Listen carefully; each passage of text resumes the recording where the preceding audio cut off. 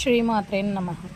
నేను మీకు షార్ట్ వీడియోలో చెప్పాను కదా, ఏదైనా క్లాత్ను ఉపయోగించుకుని డిఫరెంట్గా ఎట్లా శారీకి కుచ్చిళ్ళు వేసుకోవాలి ఎట్లా అనేది ఇప్పుడు నేను మీకు చూపిస్తున్నాను.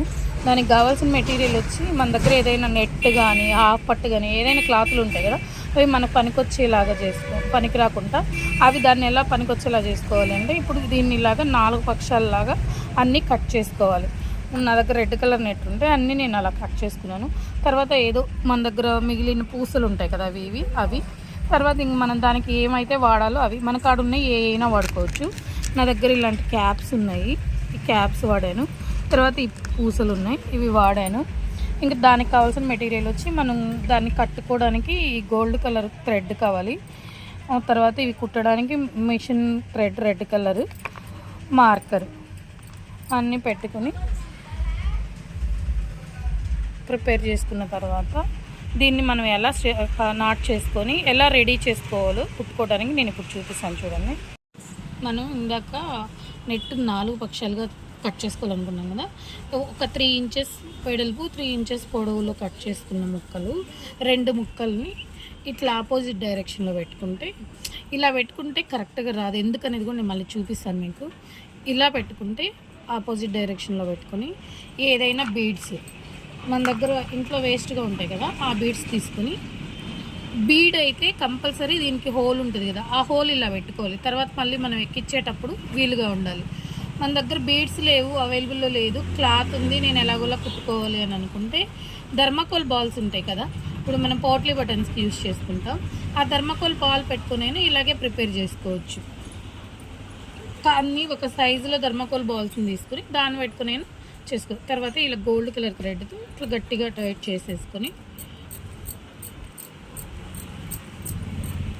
చేసుకున్న తర్వాత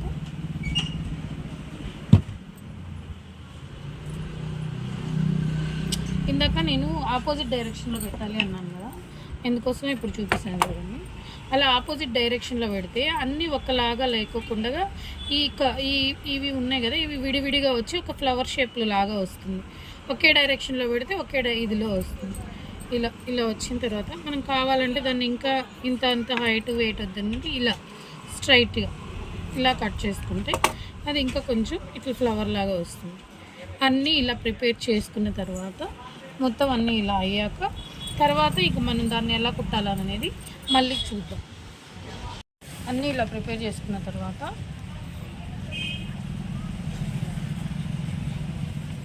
మనం ఏ మెటీరియల్ అయితే వాడుకుంటామో ఆ మెటీరియల్ని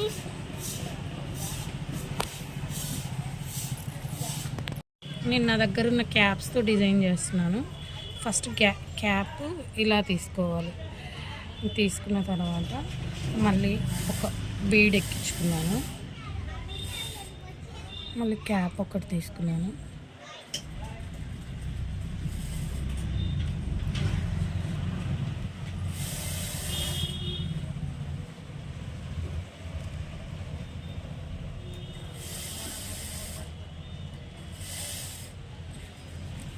తర్వాత ఇది తీసుకుని పైన నుంచి ఇందాక నేను అన్నాను కదా హోల్ ఉండాలని, ఇలా హోల్లో పెట్టి ఇలా దించేస్తాను.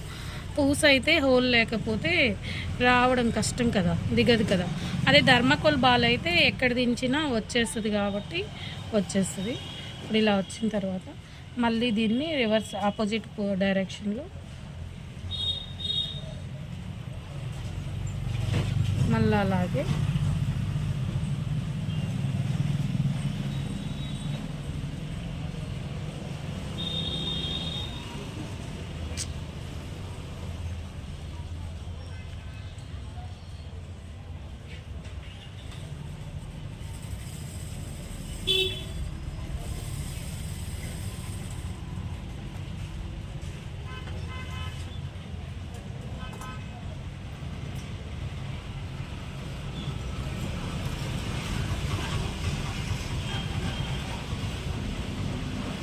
దారం తెంపేసేయకుండా తర్వాత మనకి ఎంత డిస్టెన్స్ కావాలో అంత డిస్టెన్స్ వరకు మళ్ళీ ఇలా కుట్టుకుంటూ వస్తాం. ప్రతిదానికి దారం తెంపుడు, వేయడు, ముడులుగా కనిపించడం అవన్నీ లేకోకుండా లాస్ట్ వీడియోలో కూడా నేను మీకు చెప్పాను.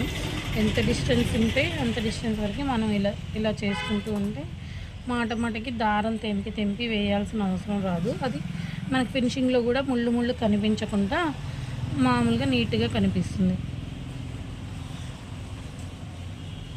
ఇప్పుడు మళ్ళీ ఇంకా డిస్టెన్స్ తర్వాత కొన్ని క్యాప్లకి హోల్స్ ఉండవు మెటీరియల్లో వచ్చే వాటికి, అలా హోల్ ఉండని పనికి రావని పక్కన పడేస్తాం.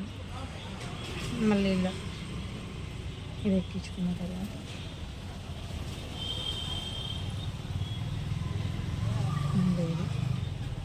తర్వాత మళ్ళీ ఇలా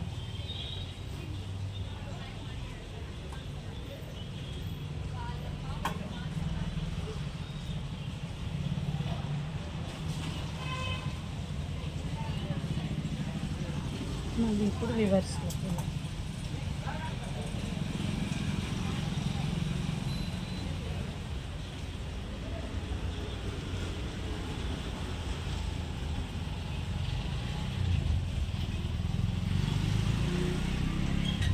చూసారు కదా ఫ్రెండ్స్, చాలా నీట్గా సింపుల్గా ఉన్న మెటీరియల్లోనే కొంచెం డిఫరెంట్ లుక్తో చేసుకోవచ్చు.